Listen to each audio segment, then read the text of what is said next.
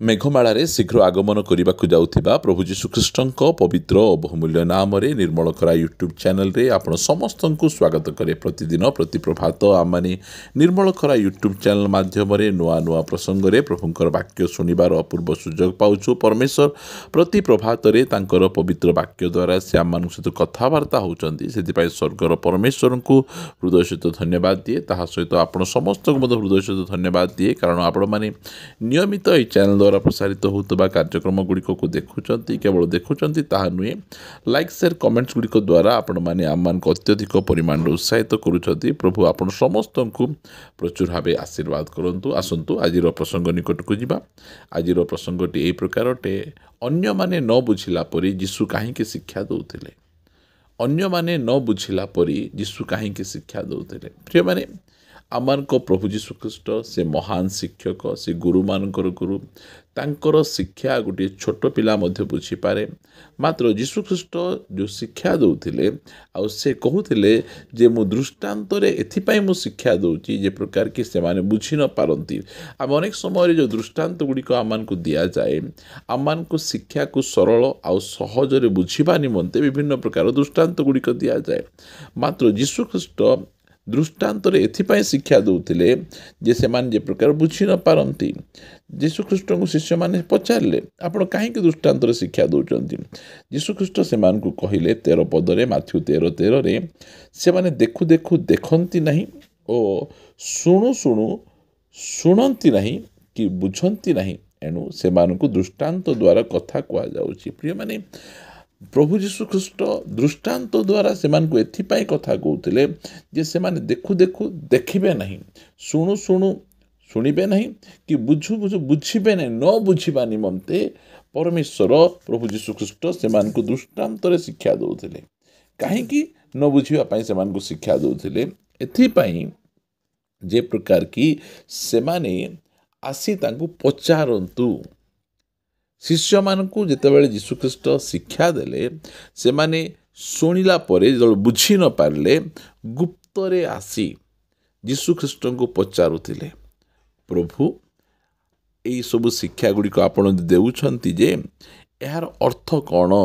यह आमको बुझे दियंतु, यह आमको शिक्षा दियंतु, आमको शिखई दियंतु। आज मध्य परमेश्वर यही वाक्य को से एथिपाई एते सुंदर भावरे सरल भावरे एठी अल्प सेठी अल्प धाड़ी परे धाड़ी विभिन्न प्रकार लेखिबार उद्देश्य कौन, जे प्रकार कि आमे पढ़िला परे जदि बुझी पारुना प्रभुंक निकट को जीवा, से आमको बुझाई देबे। यीशु ख्रीष्टंकर शिक्षा जितेबाला शिष्य माने शुणुथिले बुझी न पारिबारु गुप्तरे तांको निकट को आसुथिले। जितेबाला पढ़िबा आमे माथ्यू 24:3 पदरे परे से जित पर्वत उपरे बसन्ते शिष्य माने ताहांक छामुकु गोपनरे आसी पचारिले, ए सबु केबे घटिबो, पुणी आपणक आगमन जुगांतर लक्षण कौन ताहाकु आम्भ मानकु कह। प्रिय माने आज मध्य प्रभु आमको बाइबल रो प्रत्येक विषय को शिक्षा देवा पाई चाहते, बुझाई देवा पाई चाहते। मात्र क्यों मानकु से बुझाई देबे, जो माने तांको निकट को आसीबे, तांको पचारिबे। से प्रभु जीशु ख्रीस्ट माथ्यू 11:25 पदरे कहले, से समय यीशु उत्तर देले, पिता स्वर्ग और पृथ्वीर प्रभु, तुम्हें ज्ञानी और बुद्धिमान लोक मानू यही समस्त विषय गुप्त रखी शिशु मान निकट प्रकाश कल, ए निमंते तुम्हार स्तुतिवाद करुचे। प्रिय माने बाइबल यही प्रकार गोटे पुस्तक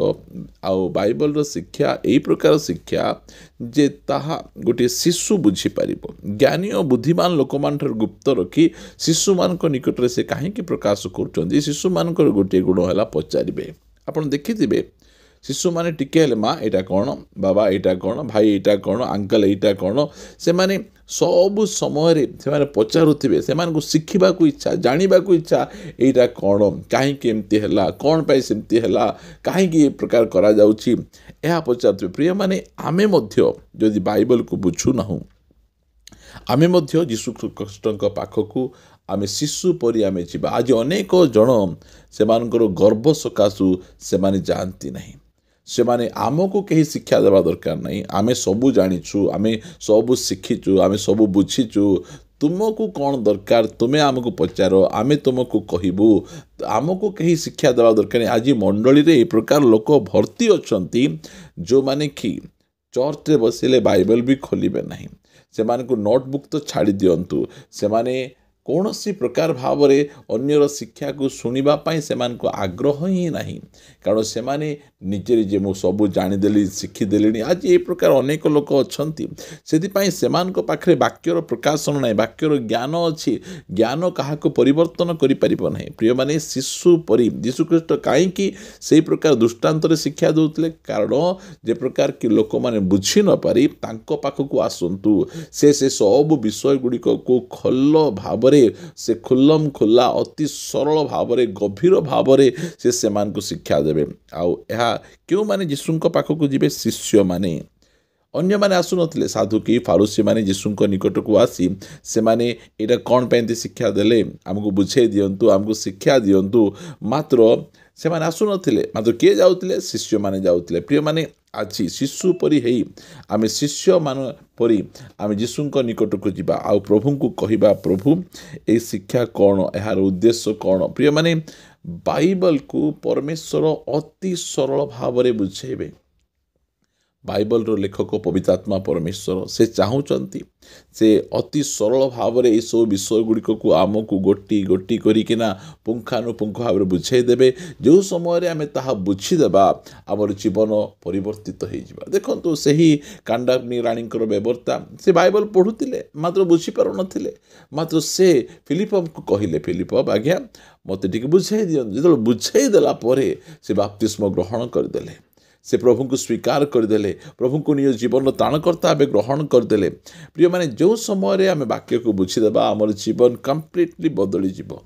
वाक्य बुझीबार सहज उपाय कौन प्रभु को पचारतु प्रभु को निकट को जातु प्रभु को से कहतु प्रभु तुम्हें मत शिक्षा दियो मत शिखाई दियो आज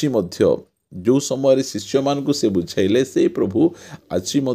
आमको से शिक्षा देवे आज अनेक जन अच्छा मतलब बाइबल बुझा जाऊ ना मुझे शिखिपार ना बाइबल अति सरल निकट को जीवा शिशु परी आम पचार पिता प्रभु परमेश्वर आमको यहाँ बुझाई दिंतु से बुझाइवाई आज प्रस्तुत अच्छा आज से वाक्यर रहस्य गुड़िक आम निकट में खोलने प्रस्तुत अच्छा केवल आम निजक नम्र कर निकट को जाई आमे तांको कहिबा ए वाक्य बुझीपारू ना मत शिक्षा दिंतु मत जणई दिंतु जदि आमे ए प्रकार करिबा ताहले से आज अति सरल आ सुंदर भाव में आम को बुझाई देवे एथिपाई से दृष्टांत शिक्षा दौले जे आमे तांको निकट को जाई तांको पचारिबा तांको कहिबा ताहले से आम को बुझाइबे आज से आम को बुझाई देवे प्रिय माने आसंतु आम प्रभु निकट में प्रार्थना करिबा जे प्रकार की आम को परमेश्वर ताको वाक्य को अति सरल और सठिक भाव में बुझा देवे प्रार्थना करिबा पिता मु तुमको धन्यवाद दिए तुम्हें वाक्य रूपी परमेश्वर तुम्हें अट